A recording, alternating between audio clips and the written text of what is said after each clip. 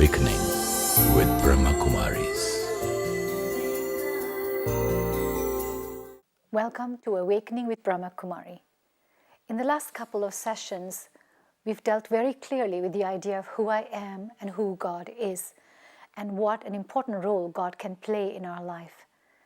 Today, in this particular topic, we will deal deeply with the different relationships that we can have with this Supreme Being. Once again, in our studios, we have Sister Jayanti, the European Director of the Brahma Kumari. A very special welcome to you, Sister Jayanti. Hello, Om Shanti. Sister Jayanti, it's been very enlightening to know that I'm not alone, a soul in this world, and that all are other souls too on their own, but to know that there is a parent, a supreme soul, that looks upon us, that watches us, that cares for us, and that hears us. This relationship tends to create a deep, profound impact in a person's daily life. But there are those who do not seem to need God. And there are those who, like myself, perhaps many others, who feel, I need God in my daily life. Is it okay to need Him? I think that each person has a different personality and different needs. And so I personally need God in my life. And God is available for me. And I'm very, very happy with that. And it makes me very comfortable to know that not only do I need God, but God is able to give me whatever it is I need, even before I can articulate it. You know, sometimes in the morning I have a particular experience and I feel that God has really given me a lot of love, particularly that day. And through the day, there are certain situations that arise, and I think, well, I'm very grateful that God gave me the experience of that love, so I have the capacity to deal with whatever it is I'm dealing with. So it was like the mother knows before the child knows what the child needs, and the mother provides that, knowing that this is what the child is going to need. So that's a fact in my life. And then you are right, there are some who say, we don't need God. And I would say, that's fine, it's okay. When they're ready, if they're ready, when they want, God is available. Beautiful. Human beings tend to be very needy. We need each other's company, we need each other's love. We are needed. We like to feel needed too. Is it good to be so dependable on God? I know He is dependable, we know He is available. But to what extent can I totally depend on God, and to what extent can I actually rely on my own 2 feet? It's a very interesting balance that you've spoken of, in the sense that if I look at a biological parent, the biological parent will prepare the child so that the child can be independent and not need the parent at some point in time, however long that may be. And if the child is 25 years old and still can't make up a cup of tea, then you'd say, well, the mother hasn't quite done the job that she should have done. There's something not quite right here. In the same way, I think that our relationship with God is a little bit the same. That God gives to us all the powers that are within God, the power of love, the power of peace, the power of truth, so that we can then be independent in the sense that we use these powers in our own life to be able to enjoy harmonious relationships with everyone around us, so that it's not a question of desperation in which I cry out to God and say, help, please. I need you. Yeah. But God has given me everything and has prepared me so that then I can say, thank you, it's been a good day. And I've enjoyed your company and your presence, but it's not a situation of desperation. For that to happen, we need such a deep, close relationship with God, intimate relationship, because He is the only one that knows the weight of my heart, the lightness of my feeling, the heaviness of everything else that goes in my life. how do I bring about different relationships for the different needs that I have? For example, I don't always need a friend. At one point, I might need a parent rather than a friend. But that there are some cases that I do feel alone, and yet I want the companionship of God.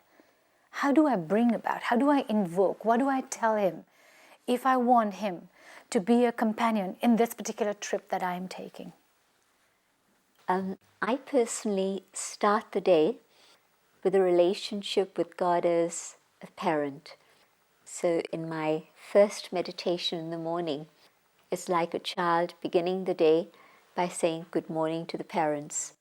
And when the child awakens, if the parents aren't around, there's a deep, deep sense of insecurity and abandonment. But when the child wakes up and the parents are there to greet the child with love, the child feels that comfort. In the same way, in my first meditation, I have that sense of God as my mother and my father. In my next phase, I like to think of God as my teacher, the one who's educating me, the one who's teaching me, so that then I understand spiritual knowledge more and more, and I'm able to have that wisdom and that truth in my life. Through the day, I need a friend. Someone I can connect with, someone I can check with, someone I can just bounce ideas off. And so as ideas come to me, thoughts come to me about situations, wait a moment, instead of taking my mobile telephone, Yeah, call a friend. I connect. Instead of calling a friend here, I call that friend. And I just check, is this the right way to go about things? And there'll be a response. And so God can be my friend. And God will know what it is I'm going through. And God will help me move along in that. Sometimes I need a guide. I need very clear, precise directions. I don't know what lies ahead, but He does. And so He knows the way to get me to my destination. And so God can be my friend. If I like that word you just used, God as a guide, which means I can look upon God and verify things before I take a decision on an action. That's actually the best way to do it. To verify. In the sense that, if there's a really important decision to make, people will very often take a moment to be in silence. People of wisdom do this in a natural way. They won't give you an instant answer. They won't rush into things.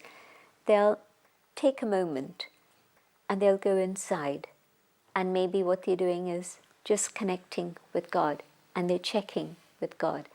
And so yes, in my own life, if there's a decision I need to make, I will look at things from my own capacity.